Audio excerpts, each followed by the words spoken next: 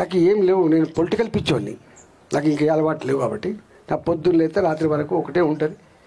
ఎప్పుడంటే అప్పుడు కో అంటే కో అనే బిడ్డను నేను, పోరాటంలో ఉండే బిడ్డను నేనే, అధికారం ఉంటే తప్పకుండా దాన్ని ప్రజల కోసం ఖర్చు పెట్టాలనేటువంటి సోయున్న బిడ్డ నేనే. కాబట్టి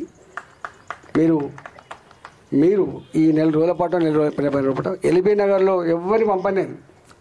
మా రంగానే చెప్పిన, ఇప్పుడు మళ్ళీ చెప్పిపోతా, లోపల బాధ్యత చేతులు పెట్టిపోతా, మా కార్పొరేట్ చేతులు పెట్టిపోతా. ఉంటాయి కుట్రలు, ఉంటాయి కుతంత్రాలు ఉంటాయి. గొర్రెల మందలమే తోడలు పడ్డట్టుగా కేసీఆర్ ఏమిచ్చారో పక్కన పెట్టి, కానీ ఒక్కటి మాత్రం ఇచ్చిపోయిండు, ఓ రాంగ్ ప్రెసిడెంట్. డబ్బుతో ఎన్నికలు నడపాలని, డబ్బుతో ప్రజలు పరిచయం చేయాలని ఒక దుర్మార్గాన్ని రుద్దిపోయిండు. డబ్బుంటేనే ఎంపీ, ఎంత కావాలి అంటే 100 కోట్లు కావాలంటాడు, 200 కోట్లు అంటాడు. ఇలా ఇప్పుడు వస్తున్నట్టు 250 కోట్లు ఖర్చు పెట్టాలంటే 100 కోట్లు వానికి ఇవ్వాలంటే వస్తాడంట వాడు. ఎటుపోతున్నాం మనం? వ్యాపారమా రాజకీయం అంటే? దీనికోసం రాజకీయం. అందుకే ఇవాళ ఈ మల్కాజ్గిరి నలుగురికి నిలయం. ఒకటి మా ఉద్యోగులకు నిలయం, రిటైర్డ్ ఉద్యోగులకు నిలయం నెంబర్ 1. నెంబర్ 2, ఈ ప్రాంతంలో గ్రామీణ ప్రాంతాల్లో ఎంపీటీసీలుగా, సర్పంచ్లుగా, ఎంపీపీలుగా, జెడ్పీటీసీలుగా రకరకాల హోదాల్లో ఉన్నటువంటి వాళ్ళు అక్కడ ఉండి ఇక్కడ ఒక నివాసం ఏర్పరచుకున్నటువంటి రాజకీయ చైతన్యవంతమైన గడ్డ ఇది. నెంబర్ 2. నెంబర్ 3, ఇవాళ ఇక్కడ అనేక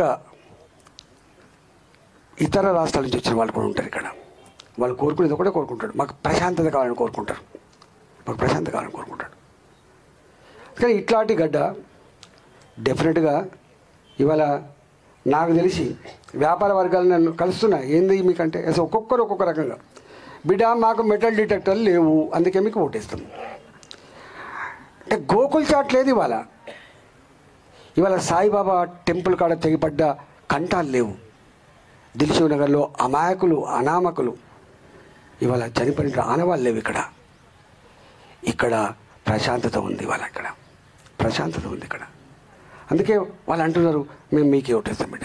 నేను గ్రామాల్లో అడిగిన, నాట్లేసే కాడ, కలుపులు కలిసే కాడ పత్తులు ఏరేటువంటి మహిళలను అడిగిన, నేను ఎందుకమ్మా మీరు ఓటేస్తారంటే, బిడ్డ మొట్టమొదటిసారిగా మేము చెంబు పట్టుకొని బయలుముకుపోయేది మా మహిళ ఆత్మగౌరవాన్ని కాపాడిన వ్యక్తి నరేంద్ర మోడీ గారి బిడ్డ. ఇవాళ ప్రతి ఇంటికి టాయిలెట్ కట్టించిన బిడ్డ అంటారు. అంటే ఒక్కొక్క వర్గానికి ఒక్కొక్క కనెక్ట్ అయింది.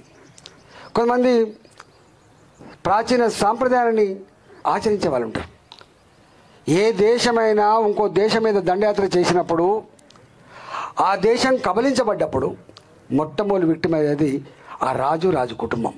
కొంతమంది రాజులు చచ్చిపోతారు దొరకద్దని శత్రువుకి, వాళ్ళ భార్యలు, వాళ్ళ పిల్లలు సూసైడ్ చేసుకుంటారు, వాళ్ళ చేతికి చిక్కితే చర్చపడతారని.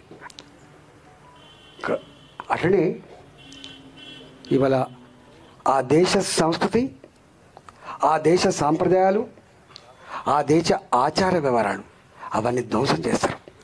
అలా భాగంగానే ధ్వంసం కాబడ్డది అయోధ్యలో రామ మందిరం ఒకటి. వందల మంది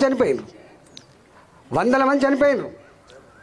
ప్రభుత్వాలంటే డెవలప్మెంట్ మాత్రమే కాదని, ప్రజల ఆచార వ్యవహారాలను, సంస్కృతిని, సాంప్రదాయాలని, ఆ ఆనవాళ్ళను కాపాడే బాధ్యత ఉంటుందని చెప్పి భావించింది. కాబట్టి మోడీ గారు అందరినీ ఒప్పించి సుప్రీంకోర్టు తీర్పు ఉన్నప్పటికీ కూడా అందరినీ ఒప్పించి మళ్ళీ భారతీయ సంస్కృతి సాంప్రదాయాన్ని ఆవిష్కరించి అంకితం చేసిన వ్యక్తి మోడీ గారు ఇవాళ.